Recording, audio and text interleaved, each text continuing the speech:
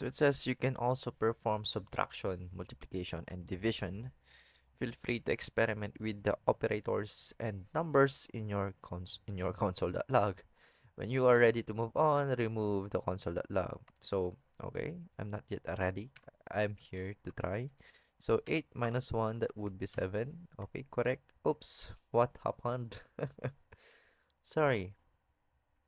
Oh, yeah, okay. Because the final step is to remove this one. Anyways, we are just experimenting it. So 8 divided by 1, that would be 8. Yep.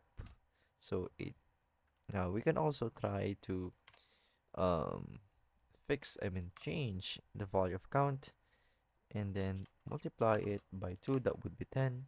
Okay, correct. So yes, essentially we can perform any mathematical operation.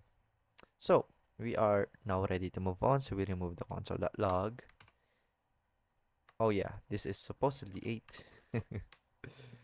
Nice.